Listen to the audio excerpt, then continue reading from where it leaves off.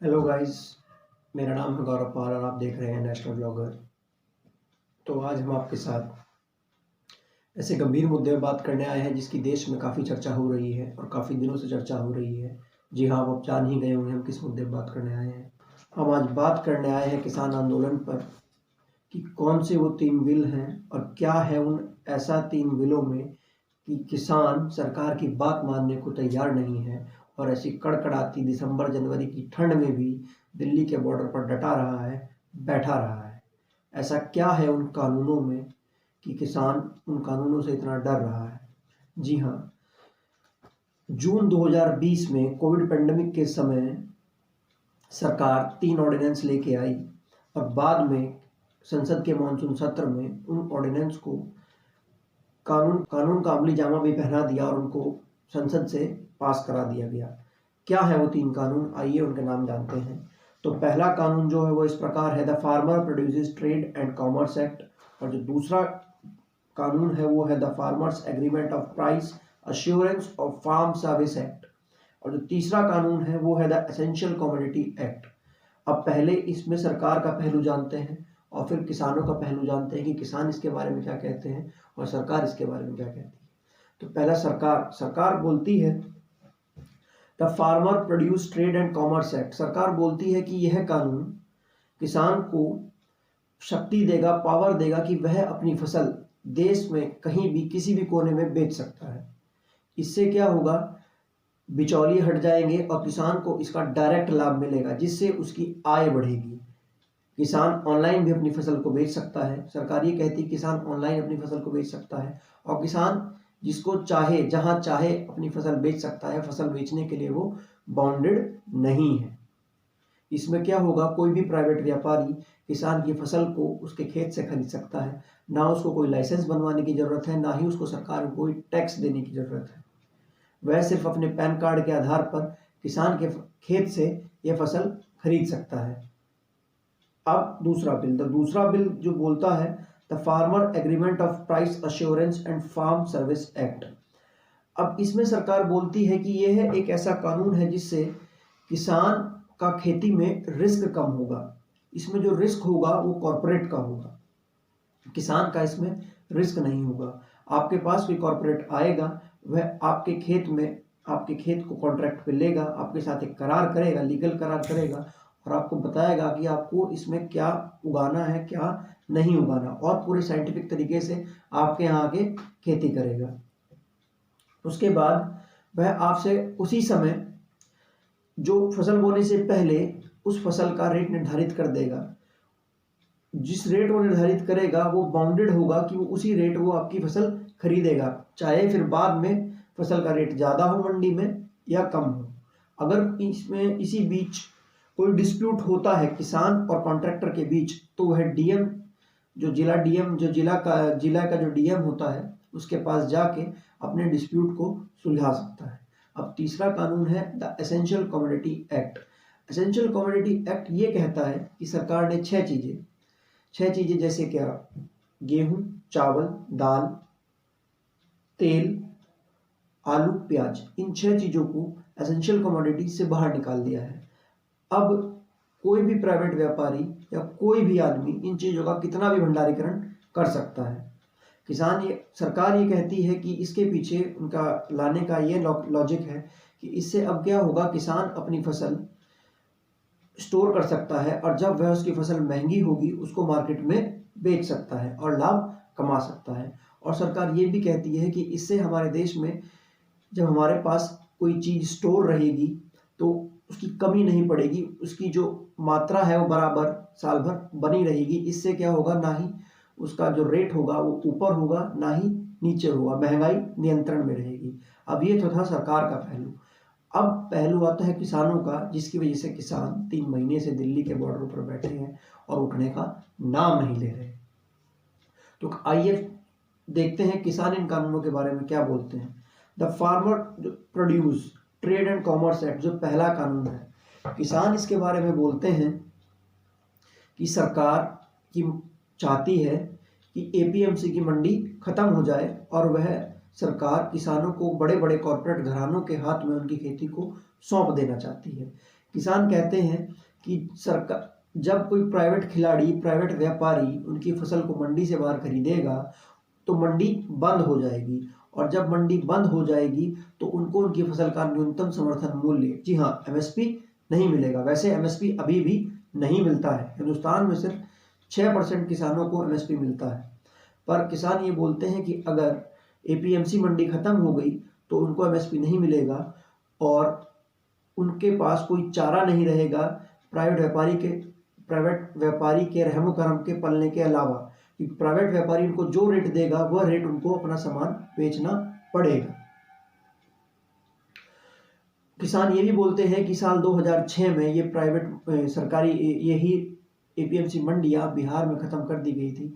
आज बिहार के किसानों के पास अपनी फसल बेचने के लिए कोई जगह नहीं है, वह अपने सामान को मारे मारे इधर से उधर उठाए घूमते रहते हैं, और जो पौने पौने दाम व्यापारी देते हैं उनको वही दाम पे अपना सामान बेचना पड़ता है। पर सरकार इसमें यह बोल रही है कि एपीएमसी मंडी खत्म नहीं होगी और ना ही एमएसपी खत्म होगा, पर किसान बात मानने को तैयार नहीं है। किसान कहते हैं कि शुरू में उनके पास दो ऑप्शन रहेंगे, या तो वह अपनी फसल एपीएमसी में बेचें या अपनी फसल मंडी से बाहर बेचें। मंडी के बाहर का व्यापारी किसान को प्रलोभन देगा, जो उसकी रकम होगी उस पर, जो उसका बकाया रकम होगी उस पर ब्याज भी 8% देगा, और मंडी में 1% ब्याज मिलता है। मंडी में आपको आड़ती को फसल खरीदने के लिए किसान से लाइसेंस चाहिए होता है, टैक्स देना पड़ता है, बकायदा उसको एक जगह मिलती है। पर प्राइवेट प्लेयर को ना ही कोई लाइसेंस लेने की जरूरत है और ना ही कोई टैक्स देने की जरूरत है। धीरे धीरे जब प्रलोभन में आकर किसान मंडी जाना बंद कर देंगे और अच्छा रेट मिलने पर, शुरू में अच्छा रेट मिलने पर प्राइवेट प्लेयर के पास जाकर अपनी फसल बेचेंगे, तो एपीएमसी में कोई नहीं जाएगा, वो बंद हो जाएगी। वहां पर जो आड़ती बैठते हैं वहां से उठ के बाहर आ जाएंगे। फिर होगा क्या, जब वहां पे कोई नहीं जाएगा उसको अमूमन बंद करना पड़ेगा, क्योंकि वह अपंग हो जाएगी। किसान कहते हैं कि उनके सामने फिर फसल बेचने के लिए एक ही ऑप्शन बचेगा, वो होगा प्राइवेट व्यापारी। और जब उनके पास कोई और ऑप्शन नहीं होगा प्राइवेट व्यापारी के सिवा, तो वो मजबूरन अपनी फसल प्राइवेट व्यापारी को बेचेंगे, और प्राइवेट व्यापारी उनको औने पौने दाम पर वह फसल उनसे खरीदेगा और उनको औने पौने दाम देगा, और किसान एक तरीके से प्राइवेट व्यापारी के मोहताज हो जाएंगे। दूसरी बात, अब the farmers agreement of price assurance and farm service act, ये है कॉन्ट्रैक्ट फार्मिंग वाला हमारा दूसरा कानून। किसान इसके खिलाफ ये है, किसानों को ऐसा लगता है कि सरकार उनकी जमीनें उनसे छीनने जा रही है। आधे किसानों के अंदर तो यही भ्रम है कि सरकार उनसे उनकी जमीनें छीनने जा रही है, पर ऐसा नहीं है। हाँ, आपका कॉन्ट्रैक्ट किया जाएगा एक व्यापारी के साथ, वह आपके पास आएगा, वह आपकी ज़मीन कॉन्ट्रैक्ट पर लेगा और आपको बताएगा कि आपको इसके अंदर कौन सी फसल बोनी है और कितने साल का करार वो आपके साथ करता है। अब इसमें 2-3 क्लॉज है जो किसान बोल रहे हैं।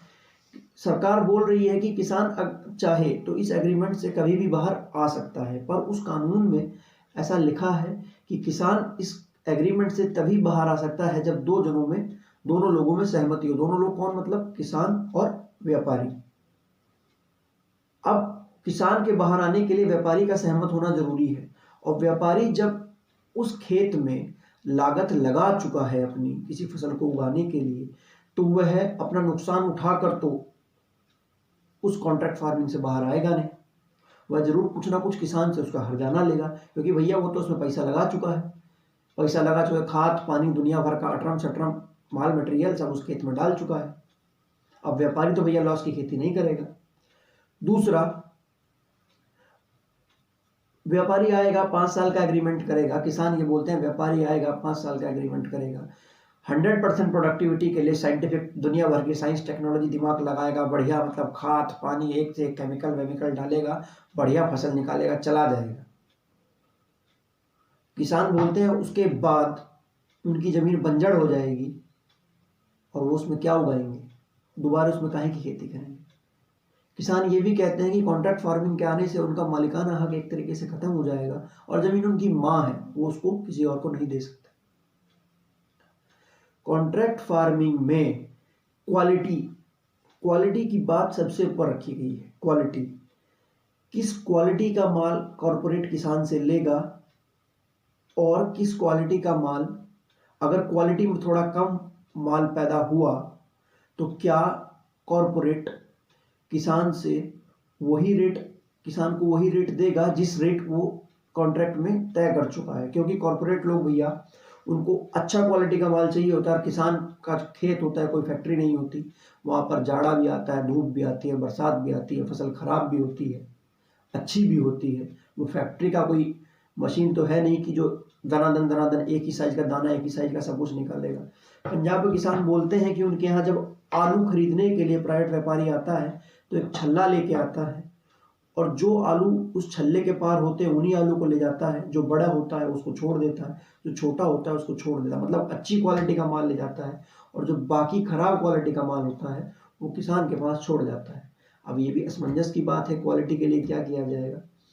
खैर, सरकार और किसान को इस मसले पर बात करनी चाहिए, और बहुत दिन हो गए, कुछ ना कुछ गठजोड़ करके मामला सुलझना चाहिए। अब तीसरा मुद्दा, जो तीसरा कानून है द एसेंशियल कमोडिटी एक्ट।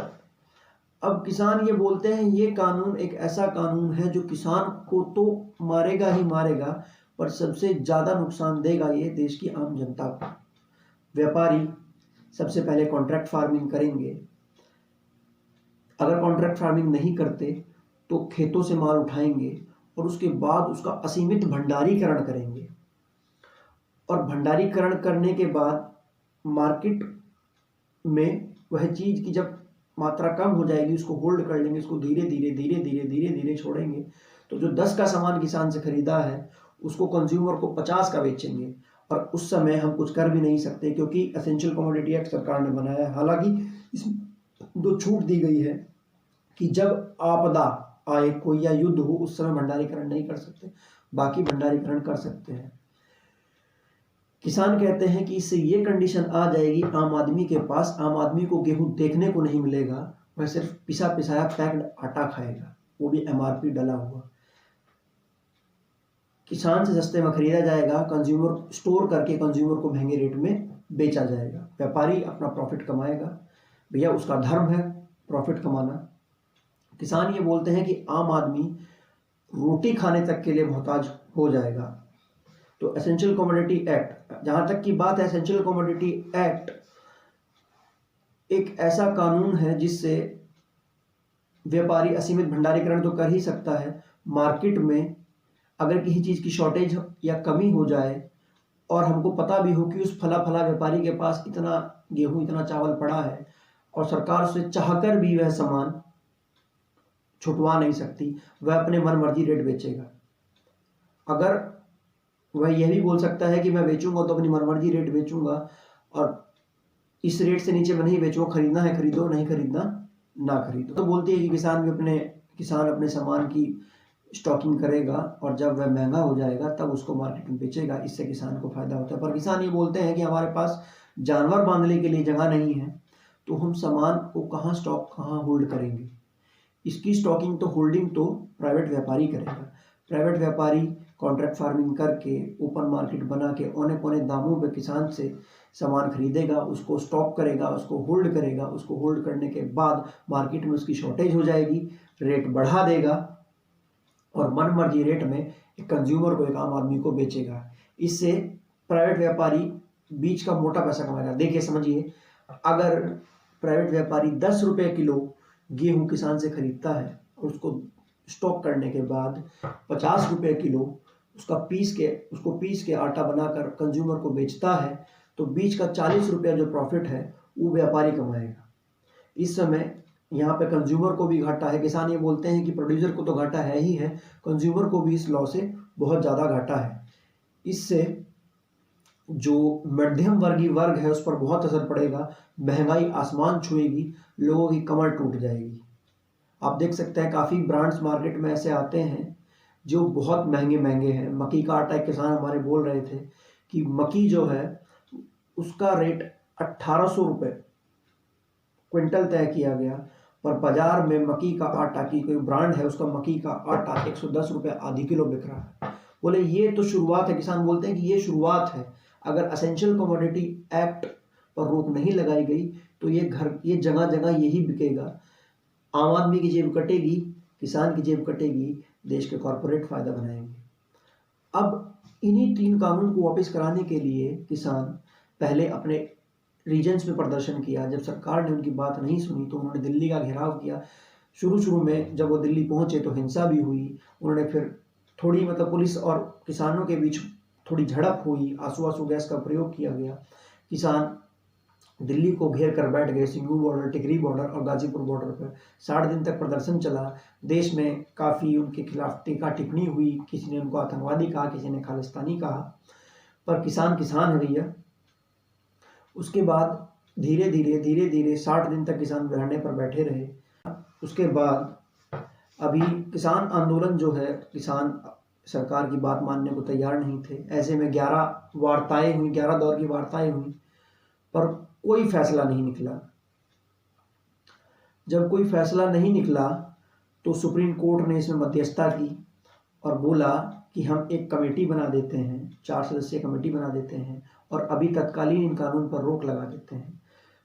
किसानों ने वह बात भी नहीं मानी। किसानों ने मना कर दिया कि हम ये बात नहीं मानेंगे। फिर बाद में सरकार ने बोला कि हम इन 3 कानूनों को हॉल्ट पर ले लेते हैं, इन 3 कानूनों को हम रोक लगा देते हैं 2 साल के लिए।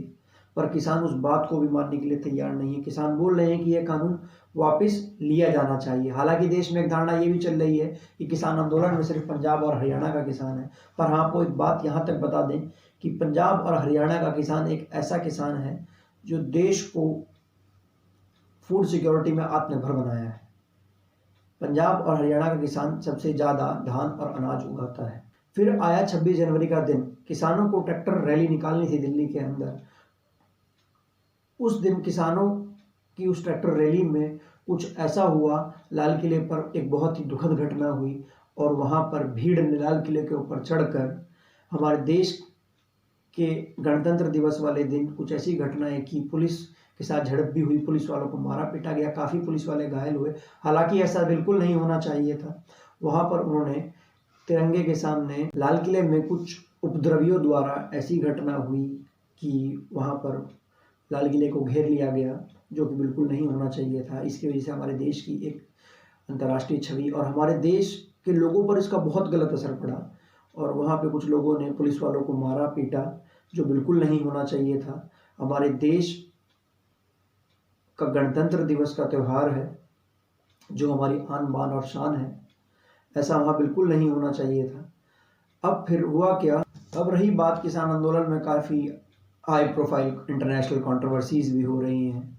हालांकि कुछ लोग उनको आतंकवादी बताते हैं, कुछ लोग उनको कुछ बताते हैं। लोगों की अपनी अपनी सोच है, विचारधारा है। हम तो उनको किसान मानते हैं, अन्नदाता हैं। अब हुआ क्या, कुछ समय पहले इसमें काफ़ी इंटरनेशनल लोगों ने बोला, कनाडा के प्राइम मिनिस्टर भी बोले इस बात को लेके कि भारत सरकार को किसानों की बात सुनना चाहिए। हालांकि हमारे देश का अंदरूनी मामला है।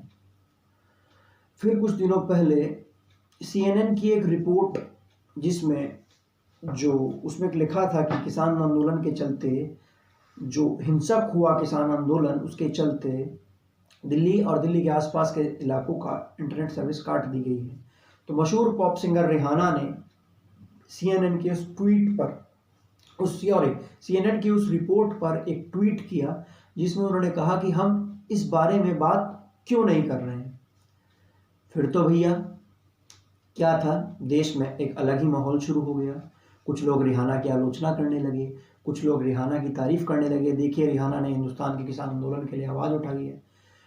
पर जो हिंदुस्तान की एक बॉलीवुड, एक जो लॉबी जो है, जो सेलिब्रिटी लॉबी है भैया, वो रिहाना के ऊपर बरस पड़ी ताबड़तोड़। वह रिहाना को बोलती है कि यह हमारे देश का अंदरूनी मामला है, इसमें बाहर के लोगों का बोलने का कोई अधिकार नहीं है।